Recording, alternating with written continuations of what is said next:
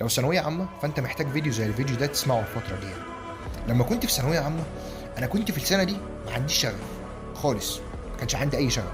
يعني انا حليت كتب كتير وحليت وذاكرت وابتعدت واسهر وما انامش واعمل واتعب ونفسيتي واتخنق وكل الكلام ده، بس كنت بعمل كده بدون سبب عادي. يعني ما كانش عندي شغف ان انا اوصل لحاجه. المهم جيت لحد ما وصلت، والله العظيم انا عمري ما انسى احساسي. يعني انا وصلت قدام باب اللجنه، انا زمايلي مرعوبه وانا داخل عادي مش فارق. يعني يا عمر انت ممكن تخش ما تحلش، انا مذاكر هخش حل، بس انت ممكن ما تجيبش مجموع عادي، ما إيه يعني في ايه يعني هيحصل. ده اللي انا جاي اقوله لك. ليه بقى؟ لان انا دلوقتي لما وصلت وعديت ثالثه ثانوي وشفت نتيجتها عليا دلوقتي، فانا بحمد ربنا ان انا اجتهدت في ثالثه ثانوي، وان ربنا كرمني في ثالثه ثانوي، والكرم ده نتيجته عليا لحد دلوقتي. فحمدت ربنا، او انا دلوقتي بحمد ربنا. ايه اللي انا جاي اقوله لك؟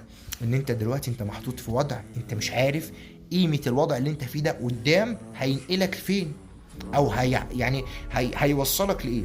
انت وانت دلوقتي في مكانك شايف ان الثانويه عامه عادي، يعني مش هي اللي ممكن تخليني شخص ناجح، مش هي اللي ممكن تخليني مثلا بكسب فلوس، مش هي اللي تخليني مركزي حلو ووضعي حلو. انت مش شايف كل الكلام ده، امال انت شايفها سنه انت بتذاكر فيها، بتخش تمتحن، الطلبه كلها بتجيب 60% و50%، فانت زيك زي كل الطلبه، فما فيش حاجه بتحصل، فانت ده اللي انت شايفه. انما بعد ما السنه ما تخلص، من اول سنه ليك في بص، من اولى جامعه ليك، اول سنه ليك في الكليه كده، هتدرك بقى قيمه السنه اللي انت كنت فيها. ليه؟ لان لما انت، انا دلوقتي انا دلوقتي في مكان وبقول لكم يلا انا هوزعكم، فكل واحد كل واحد مش مخير، لا انا بجبرك. فانا هقول لك انت هتروح المكان ده والمكان ده وحش، وفي واحد تاني هيروح المكان ده والمكان ده حلو، وفي واحد تاني هيروح المكان ده والمكان ده عادي. طب انا وديتكم بناء على ايه؟ بناء على ان انا شفتك انت بتذاكر او ان انت شخص كويس، فقلت لك روح المكان الحلو، وانت ما بتذاكرش فروح المكان الوحش.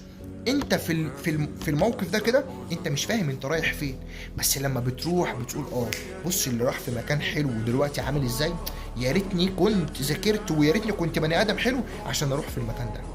ده بالظبط، يعني اتمنى انك تكون فهمت قصدي. ده بالظبط اللي انت هتكتشفه او هتعرفه بعد ما الثانويه عامه تخلص. انا جاي اقول لك ايه؟ اتعامل من دلوقتي انك بتموت نفسك عشان توصل. اتعامل من دلوقتي انك هتجيب اخرك، بص اخر حاجه عندك هتجيبها عشان توصل. اوصل لايه يا عمر؟ هتوصل للحاجه الحلوه اللي انت مش فاهمها دلوقتي. طب عمر ممكن تحدد لي الحاجه دي؟ لا طبعا. ليه؟ لان النصيب والرزق وكل حاجه دي بتاعت ربنا، بس اللي انا اضمنه لك ان السنه دي لو طلعت منها بني ادم كويس انت هتوصل لحاجه كويسه قوي، وهتعرف قيمه كلامي. ثانويه عامه ناقص لها مثلا قول 3 شهور وتخلص مثلا، بعد ما الثلاث